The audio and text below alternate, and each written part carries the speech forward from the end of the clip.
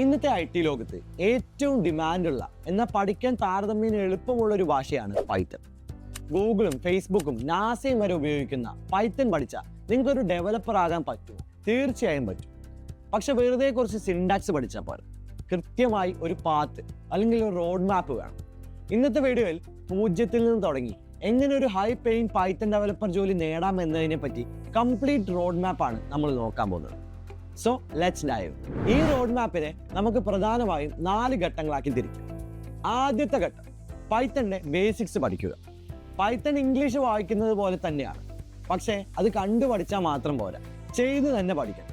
നിങ്ങൾ ഫോക്കസ് ചെയ്യേണ്ട കാര്യങ്ങൾ variables and data types, integers, strings, booleans പോലുള്ള കാര്യങ്ങൾ, data structures, list, tuple, dictionary, set എന്നിവയൊക്കെയാണ് പൈത്തണിന്റെ നട്ടെല്ല്. ഇത് എപ്പോ എവിടെ ഉപയോഗിക്കണമെന്ന് നന്നായി പഠിക്കുക.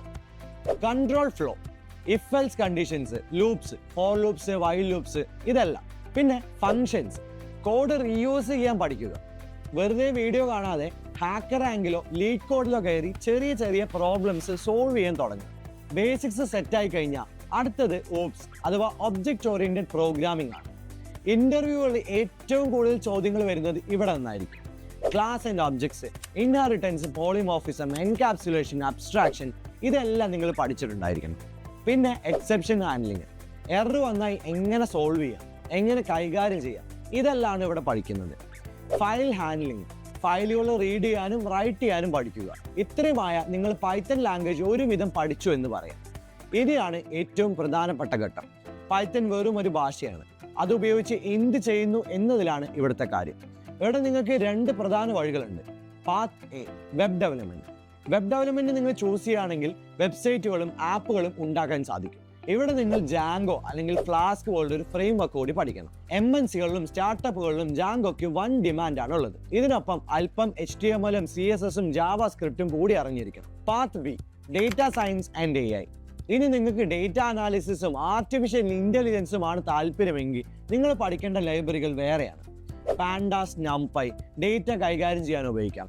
മാറ്റ്പ്ലോട്ലിബ്, സീബോൺ ഗ്രാഫുകൾ ഉണ്ടാക്കാൻ ഉപയോഗിക്കാം. സൈക്കിൾ ലേൺ, മെഷീൻ ലേണിംഗ് ലൈബ്രറികളിൽ മെഷീൻ ലേണിംഗ് മോഡലുകൾ, ഇതെല്ലാം പഠിക്കാൻ വേണ്ടി ഉപയോഗിക്കാം. തുടക്കക്കാർക്ക് പെട്ടെന്ന് ജോലി ലഭിക്കാൻ കൂടുതൽ എളുപ്പം വെബ് ഡെവലപ്മെന്റ് ആണെന്നാണ് എൻ്റെ ഒരു അഭിപ്രായം. ഡേറ്റ സയൻസ് കുറച്ചുകൂടി മാത്തമാറ്റിക്സ് അറിവ് ആവശ്യമായി വരും. പാത്ത് തിരഞ്ഞെടുത്തു കഴിഞ്ഞാൽ പിന്നെ വേണ്ടത് ടൂളുകളും പ്രോജക്റ്റുകളുമാണ്. ഗിറ്റ് ആൻഡ് ഗിറ്റ്ഹബ്, ഇത് നിർബന്ധമാണ്. നിങ്ങളുടെ കോഡ് സേവ് ചെയ്യാനും മറ്റുള്ളവരുമായി ചേർന്ന് വർക്ക് ചെയ്യാനും ഇത് പഠിച്ചേ തീരും. അടുത്തത് ഡേറ്റാബേസ്, MySQL അല്ലെങ്കിൽ PostgreSQL. ഡാറ്റ എവിടെയെങ്കിലും സ്റ്റോർ ചെയ്യണ്ടേ, അതിനുവേണ്ടി നമ്മൾ ഇത് ഏതെങ്കിലും ഒന്ന് പഠിച്ചേ പറ്റൂ. പിന്നെയുള്ളത് പ്രോജക്റ്റുകൾ. നമ്മൾ നേരത്തെ പറഞ്ഞ ട്യൂട്ടോറിയൽസ് എല്ലാം നോക്കി ചെയ്യുന്നതല്ലാതെ സ്വന്തമായി 2-3 പ്രോജക്റ്റുകൾ ചെയ്യുക. ഉദാഹരണത്തിന് ഒരു ടാസ്ക് മാനേജ്മെന്റ് ആപ്പ് അല്ലെങ്കിൽ ഒരു പ്രൈസ് ട്രാക്കർ ആപ്പ്. അവസാനമായി ജോലിക്കായി അപ്ലൈ ചെയ്യുമ്പോൾ ശ്രദ്ധിക്കേണ്ട കാര്യം, നിങ്ങൾ ചെയ്ത പ്രോജക്റ്റുകളെല്ലാം ഗിറ്റ്ഹബിൽ അപ്ലോഡ് ചെയ്യുക. നല്ലൊരു റെസ്യൂമെ ഉണ്ടാക്കുക. ലിങ്ക്ഡിനിൽ ആക്റ്റീവ് ആവുക. ഓർക്കുക, പൈത്തൺ പഠിക്കാൻ എളുപ്പമാണ്, പക്ഷെ മാസ്റ്റർ ചെയ്യാൻ സമയമെടുക്കും. കൺസിസ്റ്റൻസിയാണ് പ്രധാനം. എല്ലാ ദിവസവും 1 മണിക്കൂറെങ്കിലും കോഡ് ചെയ്യുക. ഈ റോഡ് മാപ്പിൽ നിങ്ങൾക്ക് സംശയങ്ങളുണ്ടെങ്കിൽ താഴെ കമന്റ് ചെയ്യാൻ മറക്കരുത്. ഇതിൽ പറഞ്ഞ പ്രോജക്റ്റുകളെ കുറിച്ചോ ജാങ്കോയെ കുറിച്ചോ ഡീറ്റെയിൽഡ് വീഡിയോ വേണമെങ്കിൽ അതും അറിയിക്കും. വീഡിയോ ഇഷ്ടപ്പെട്ടാൽ ലൈക്ക് ചെയ്യാനും ഷെയർ ചെയ്യാനും മറക്കരുത്. ഇതുപോലുള്ള കരിയർ ടെക് റിലേറ്റഡ് വീഡിയോസിനായി ചാനൽ സബ്സ്ക്രൈബ് ചെയ്യാൻ മറക്കരുത്.